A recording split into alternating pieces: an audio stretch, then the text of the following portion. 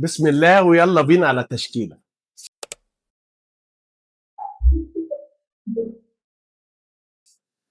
دوري أبطال أوروبا مولع نار وشفنا مباريات، بس هي يعني طبعا عشان هنتكلم على المباريات مش هنتكلم على المباريات كلها، إنما في أهم مباريات، وأنا أهم مباراة بالنسبة لي هي مباراة ليفربول. ليفربول اللي مع أرن سلوت بقى فائد الهوية، ما بقاش في يعني برغم إن هو متصدر الدوري الإنجليزي، إنما الفريق لأ، ما مش هو ده الفريق اللي إحنا كنا بنشوفه مع كلوب، أو يعني هو أرن سلوت كان خد الدوري اللي فات، بس النهارده خسر كام بطولة عشان خاطر يبقى موجود، حتى أداء هزيل في دوري أبطال أوروبا. الفريق باقول لكم فائد الهوية. ال الإدارة بتاعة ليفربول وفّرت لأرن سلوت كل حاجة.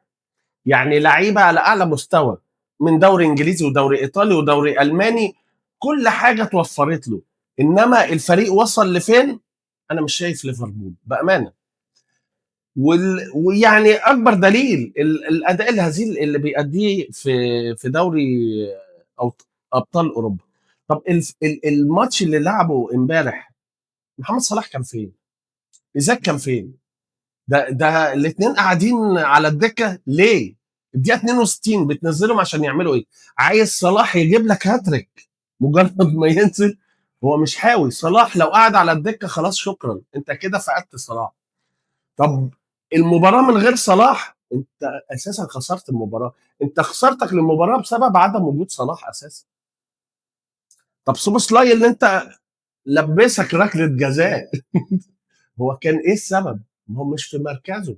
فانت لا عارف تقود المنظومه، ولا عارف ان انت يعني تقدم اداء، ولا قادر. ان انا حاسس ان انت اضعف من السكواد اللي بقى معاك. يعني يا ريتهم ما كانوا وفروا لك. انا إن الكلام ده بيفكرني بالنادي الاهلي، جبنا اعظم لعيب وفي الاخر مش عارفين يعني مين اللي هيقود المنظومه دي. الموضوع دوت مهم جدا. انا حظي الاسود ليفربول والاهلي دول هم حياتي. فانا يعني رابط ده بده، ده كويس بيبقى ده كويس، ده وحش بيبقى ده وحش، ده بامانه ده من وجهه نظر. بس يلا، هو كده بقى يعني ايه. ماشي. ماتش الريال غريب، غريب بجد. تلاقيه شويه كسبان خمسه وشويه خسران خمسه. طب في ايه؟ الواد مبابي هايل جدا، والفريق بامانه الفريق كله واقف على رجليه. بس علامات استفهامها بقى في الدفاع فين؟ يعني ايه تخسر خمسه وتكسب خمسه؟ مفيش فريق بيخسر خمسه. وبعدين فريق مش شويه، فريق كبير. مبابي فايق جدا، وبنشوف جاب جونين وكان واصل للهاتريك وعمل اسيست. الواد دوت يعني امبابي بامانه الموسم دوت هتلاقيه هينافس على الكره الذهبيه. بس في حاجه بقى غريبه جدا في ريال مدريد. اردا جولر لاعب واعد، لاعب عنده امكانيات، لاعب شاب، لاعب صغير. اللاعب بيحرز الاهداف، بيروح يحتفلوا مع غيره. حصلت لاكثر من لقطه. طب ايه السبب؟ انا مش عارف. يا ريت حد يقول لي السبب دوت، يعني في كومنت ولا حاجه. اتفرجت على ماتش برشلونه وباريس، ماتش خيالي، والماتش كان ماشي 50 50 بامانه. بس اللي لفت نظري، بعيد بقى عن يمين يامال والدنيا وكلام من ده، اشرف حكيمي. اشرف حكيمي ده ظاهره بامانه. هو كان ترتيبه السادس تقريبا، بس جميل بجد. اشرف حكيمي عمل مباراه هايله جدا. ده انقذ هدف، وادى اسيست جاب هدف. فيعني الماتش هو يعني، هو طبعا هم مايلين لبرشلونه.